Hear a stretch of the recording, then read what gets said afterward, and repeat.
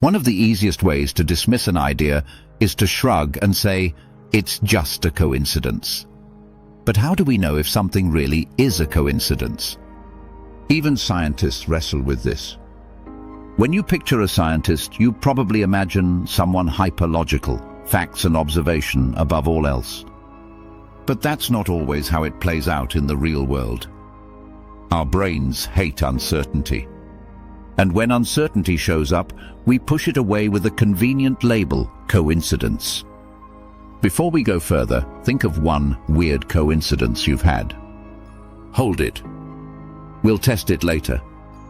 Try to remember the first time you saw a world map as a kid. Didn't it look like a jigsaw puzzle? Africa nestling into South America. It turns out they looked that way because they were once joined, one supercontinent, Pangaea. Over vast stretches of time, that supercontinent broke and drifted into the world you recognize today. This seems obvious now, but in the early 1900s, the idea that continents could move was heresy. The establishment clung to a disappearing land bridge theory. Massive continents once linked, then, whoosh, vanished, leaving zero trace. Enter Alfred Wegener, a German geophysicist who did the unfashionable thing. He believed what his eyes and the evidence suggested. Coastlines matched, rock strata matched, fossils matched across oceans. In 1912, he published his theory of continental drift. You'd think science would embrace it. Instead, they laughed. The American Association of Petroleum Geologists even organized a special forum to take him down. Why? Because his theory threatened a profitable map of reality. Because we humans are prone to a bias called theory protective cognition. When data threaten identity or interests, we call the data coincidence and defend the theory. It took nearly 40 years and the discovery of seafloor spreading before the establishment conceded. What looked like coincidence was simply truth arriving early. Nobel laureate Percy Williams Bridgman wasn't kidding. Coincidence is what you have left over after you've applied a bad theory. What coincidence in your life might actually be a data point your current theory can't explain yet? Paul is at a deli thinking about Esther, the woman he's seeing, wondering if he should ask her to be his girlfriend. He pays for his sandwich and notices a dollar bill with the name Esther written across it. Odd. He pockets it, frames it, plans to give it to her as a cute joke the day he asks her to make it official. She unwraps the frame and freezes. Not a smile. Silence. Years earlier, 19-year-old Esther, heartbroken and doubting love, wrote her name on 10 $1 bills and released them into the wild, telling the universe, if true love exists, one of these bills will find the man I'm meant to marry. Paul had that bill. They married. 19 years later, still together, 3 kids. Was that random? Or was it what Carl Jung called synchronicity, a meaningful coincidence linking inner intention and outer event? If that dollar found you, would you shrug or listen? What is synchronicity? Greg Levoy once wrote that when you are on the right path, the universe winks and nods at you. Carl Jung, with his usual gift for turning the mysterious into the memorable, gave those winks a name, synchronicity. In 1952, he argued that not everything in life is bound together only by cause and effect. Sometimes things connect by meaning. You think of someone, and as if summoned by thought, they send you a message.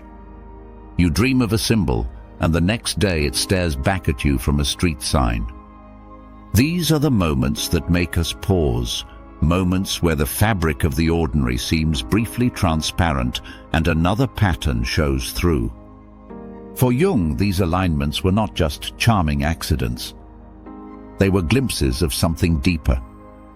He believed life is not a meaningless shuffle of random events, but a patterned whole, an expression of what are called unus mundus, one world, a unified reality in which psyche and matter mirror each other in subtle ways. If you know Pythagoras' old idea that number is the skeleton beneath reality, you can feel the resonance.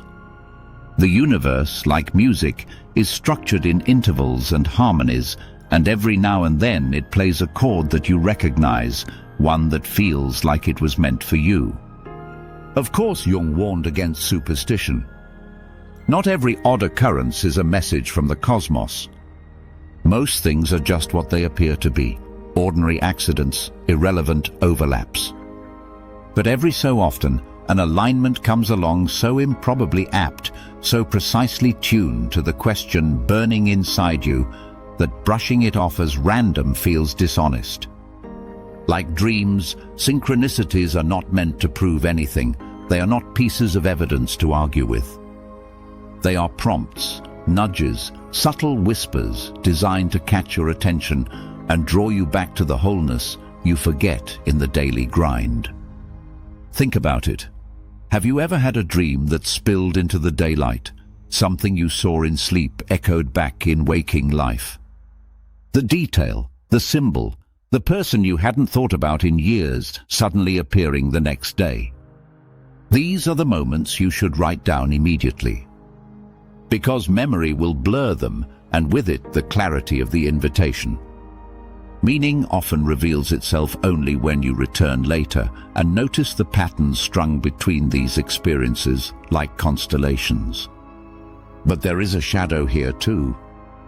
The same brain that notices genuine alignment is also wired to see patterns where none exist. This is not weakness but survival instinct. Long before cities, long before language, our ancestors survived because they assumed the rustle in the grass was danger, not wind. To see a predator that wasn't there cost nothing. To miss a predator that was there cost everything. Evolution has tilted our minds toward pattern seeking, and while that bias once saved our lives, it also leaves us vulnerable. We call it apophenia when we see faces in clouds or messages in static. We call it confirmation bias when we remember the hits and quietly forget the misses. We call it illusory correlation when we insist two things are connected simply because we want them to be. These are not quirks, they are built-in flaws in the machinery of meaning. And manipulators know it. Cult leaders stage miracles with perfect timing, planting events to appear as fulfilled prophecy. They repeat sacred numbers until followers start to see them everywhere, convinced they are guided by divine pattern rather than psychological conditioning. Abusers use a subtler trick, alternating cruelty with tenderness. This intermittent reinforcement, well studied in behavioral psychology, is the most addictive schedule of all. The brain becomes hooked on maybe this time will be different, maybe the kindness will last. Victims scan for crumbs of hope, reading coincidences as proof and remain trapped. Even at the level of politics, the same logic applies. Propagandists repeat the same threat until the amygdala, the brain's alarm system, fires automatically. Once fear is primed, every random event begins to look like conspiracy. Coincidence becomes evidence and paranoia feels like clarity. The modern world has added a new manipulator, algorithms. Social media platforms feed you the same motif again and again until you think it is everywhere. It feels uncanny, personal, even fated, when in truth it is a machine exploiting the same neural shortcuts that once helped your ancestors avoid lions. So what is the difference between a true synchronicity and a manufactured one? Between a moment of grace and a trap? The test is not in the spectacle of the event, but in its effect on you. Synchronicity, when genuine, expands your sense of agency. It makes you clearer, more awake, more responsible for your next step. It doesn't tell you what to do, it reminds you that you must choose. But when patterns are manipulated, they shrink you. They make you more dependent, more anxious, more willing to surrender your judgment to someone else. This is the simplest and perhaps the only guardrail you need. Ask yourself, does this pattern make me more responsible for my choices or less? If it expands you, trust it. If it narrows you, step back. Because synchronicity in the end is not about magic. It is about relationship between you and the world, between your inner life and the outer events that echo it back. Used wisely, it can be a compass. Used against you, it becomes a leash. The responsibility, as always, lies in how you read it. Perhaps the most iconic story of synchronicity comes from Jung himself. He was treating a patient whose defenses were rigid, armored in rationality. She told him about a dream in which she had received a golden scarab. At that exact moment, Jung heard a tapping on the window behind him. He turned, opened it, and handed her the insect that had been scratching at the glass, a scarab-eyed beetle, the closest thing to a scarab one could find in that part of Europe. The timing was outrageous, almost theatrical. But Jung's point was not that the universe had sent a literal message from Egypt. It was that the impossible alignment cracked her hardened logic wide open. Meaning not mechanics was the medicine. The coincidence mattered because of the transformation it sparked. Another case sits somewhere between superstition and science, the so-called Pauli effect. Wolfgang Pauli, one of the great physicists of the 20th century, developed a strange reputation. Experimental equipment, perfectly stable one moment, would fail spectacularly the moment he entered the lab. Was Pauli cursed? Of course not. But what fascinates is how quickly human minds create narrative gravity. Once the story took root, scientists began watching for the effect. Every malfunction in Pauli's presence was counted as proof. Every smooth experiment was ignored. Narrative magnetized perception, and perception began to sculpt reality. Even if nothing supernatural was happening, the label itself altered behavior, tightened attention, and reinforced the very pattern it described. Consider too Alexander Fleming's discovery of penicillin. The legend is that it was a lucky accident, mold that spoiled a petri dish, nothing more. But that version flatters randomness while ignoring preparation. Fleming was not a careless scientist stumbling upon a miracle. He was a curious one who noticed what others would have discarded.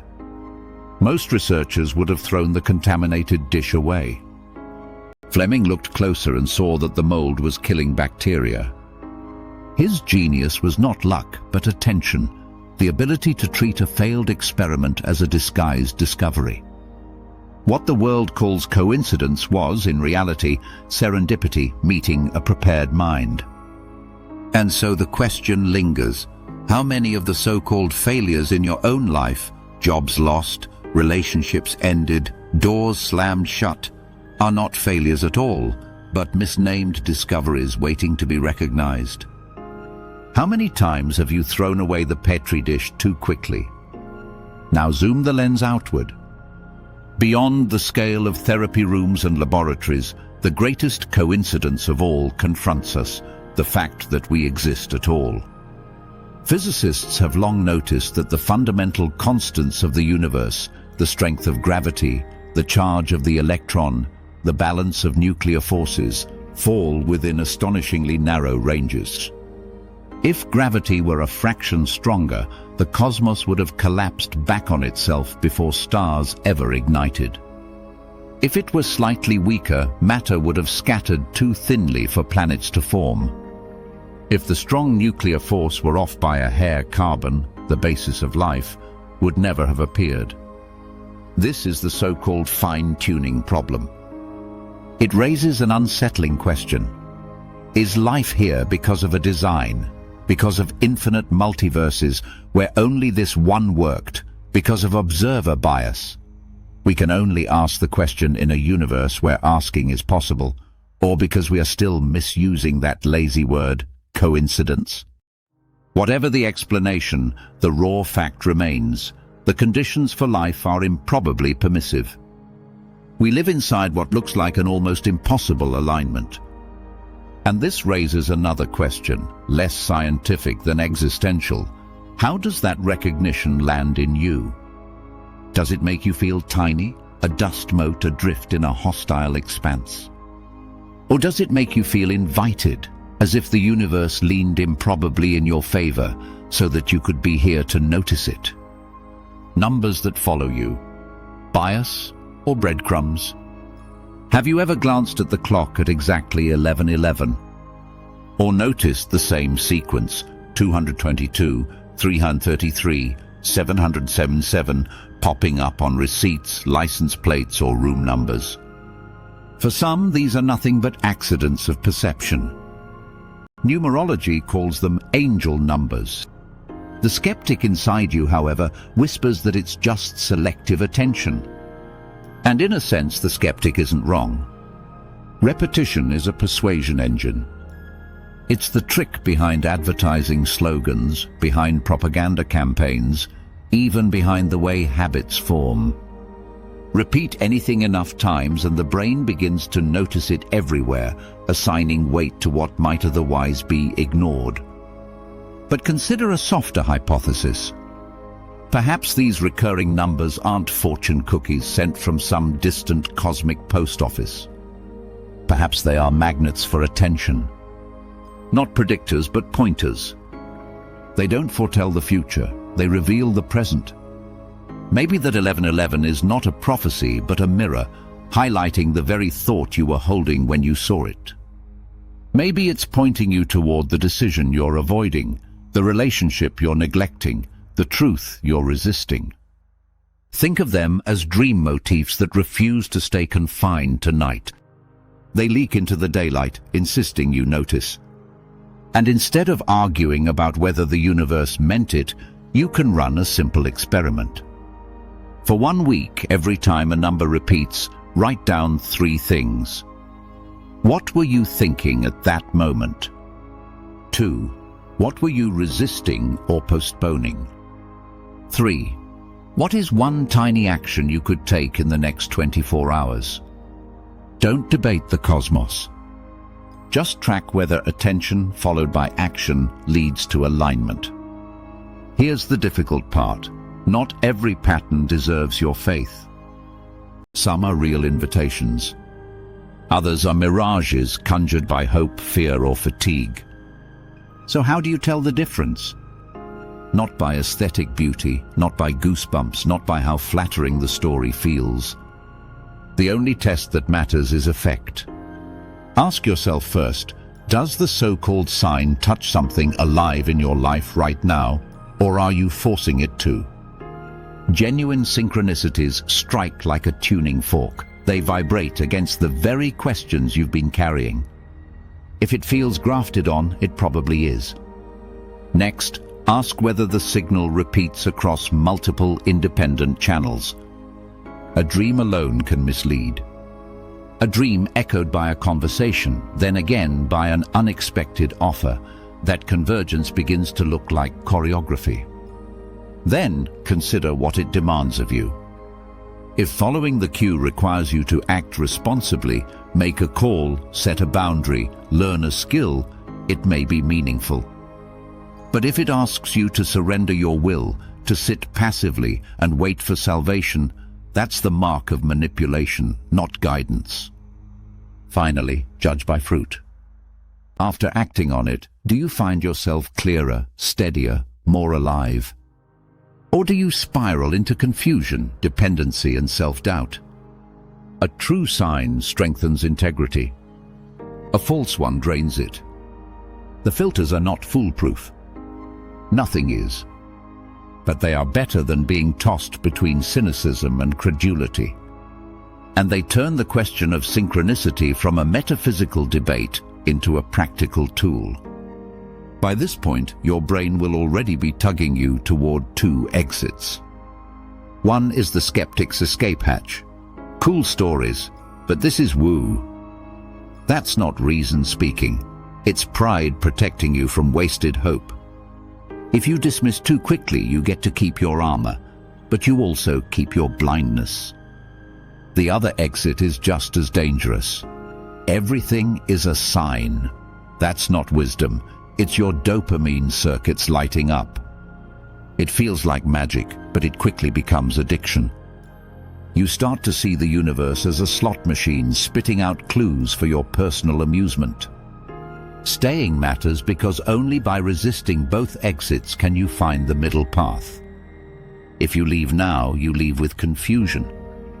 If you stay, you walk away with a compass, one that combines both science and symbol, reason and resonance. Consider the call you didn't make. For days, an old friend drifts into your mind. You see their name twice in passing. You laugh it off, silly, meaningless. And then you learn later they were struggling silently during that very week. The pattern wasn't magic, it was belonging, trying to express itself through you. Or think of the door that wouldn't open. Rejections pile up, disappointment after disappointment. But then 3 small cues converge: an article you stumble across, a stranger's casual remark, a chance meeting. Together they nudge you sideways onto a path you hadn't considered. In hindsight, those coincidences were less prophecy than feedback, trying to reroute you. And then there is the boundary you feared. You keep seeing 911 or stop or enough.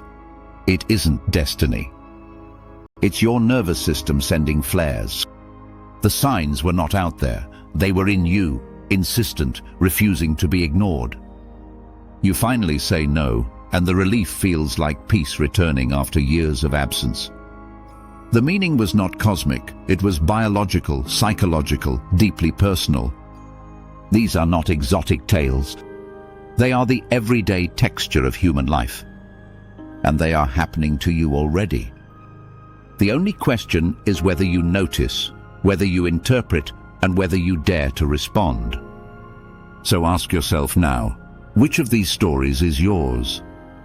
Is life nudging you toward a call, a pivot, or a boundary? And are you willing to stop calling it just a coincidence? Not every pattern you notice is benevolent. Some are doors, others are cages. The difference is not in how strange or beautiful the coincidence looks, but in how it leaves you feeling and what it asks of you. Weaponized patterns shrink you. They make you anxious, dependent, and obedient. They narrow your choices until you feel there is only one path, one interpretation, one authority to follow.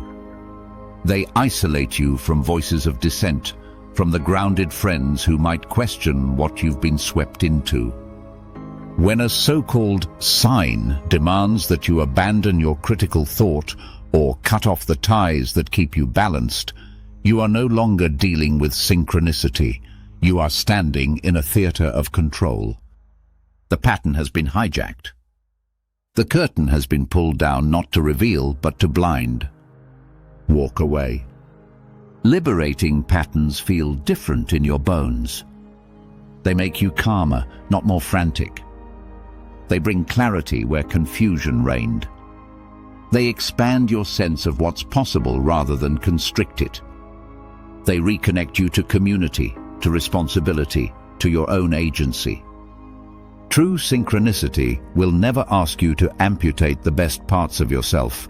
It will ask you to step into them. The real test is not whether the story dazzles you, but whether it strengthens you. The way to navigate this terrain is not through endless debate, but through practice, simple, repeatable, and grounding. For the next 14 days, try an experiment. Every time you encounter something that feels like an odd alignment, numbers repeating, dreams spilling into daylight, names or words echoing across contexts, log it. Don't interpret. Don't force meaning. Just record it as it is. Then name the question it touches. Every sign brushes against a live edge in your life, a decision avoided, a fear you've kept in the dark, a longing you've been unwilling to voice. Capture it in one sentence. What is this really pressing on? Once named, act small. Don't leap. Don't turn your life upside down because the clock said 11:11. Instead, take one concrete action within 24 hours. Send the email, set the boundary, research the option, or rest if that's what's truly needed. Patterns are invitations, not orders. Respond with proportion. The next step is debrief. Ask yourself, did clarity grow? Did energy return? Did I feel more aligned or more trapped? Track outcomes, not fantasies. Adjust your hypothesis accordingly. And finally, guardrails. Never make a life-altering leap based on a single cue. Require convergence, 3 or more independent signals that all point in the same direction, and community. Share your insight with one friend who loves you enough not to be impressed by mystique. If the meaning survives their honest gaze, it's stronger than wishful thinking. When you begin to live this way, coincidences stop being static. Your days begin to feel authored, as though the background noise of reality has shifted into a kind of music. Attention is re-enchanted, ordinary life starts to shimmer with possibility. At the same time, you become harder to manipulate. Once you've practiced distinguishing between patterns that liberate and patterns that enslave, you're less likely to fall prey to cultish promises, to predatory marketing, to the addictive pull of false synchronicities. You learn the difference between awe and addiction. Most of all, this practice restores agency. The message isn't an order from above, it's an invitation from within, one you can accept or decline. And when you do accept, when you step into the pattern with responsibility, the loop accelerates. Pattern leads to action, action leads to feedback, feedback sharpens perception. Careers shift. Relationships heal. Health recalibrates. The small becomes catalytic. So ask yourself, what is one tiny action you will take in the next 24 hours based on something that's been following you around? Don't just notice, move. If you lean skeptical, keep your skepticism, but sharpen it. Bad skepticism swats at everything. Good skepticism asks better questions and tracks results.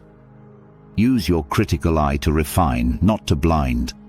If you lean toward belief, keep your openness, but discipline it. Don't let meaning become your binge food. Require relevance, redundancy, responsibility, and results. Wonder is not weakened by rigor, it's preserved by it. Perhaps the most radical shift is to stop treating your life as a pile of disconnected episodes and start treating it as a conversation. A dialogue between your conscious choices, your deeper self, and a world more alive than you realized. When you do, coincidences stop being background noise and start becoming syntax, the grammar of a language trying to speak you into wholeness. Maybe the most radical shift is this: stop treating your life like a pile of episodes and start treating it like a conversation between your conscious choices, your deeper self, and a world more alive than you realized. When you do, coincidences stop being background noise and start becoming syntax, the grammar of a language trying to speak you into wholeness. What if the story of your life has always been written in coincidences, and all that was missing was your willingness to read? In a broader sense, the entire cosmos might be the ultimate synchronicity, a universe improbably tuned for life, whispering, "You're not an accident." If you've noticed a strange, beautiful coincidence, drop it in the comments. Your story may be the mirror someone else needs. Like, subscribe, and share if this opens something in you. It helps the channel, and it helps someone who's about to call their life random when it might be meaningful.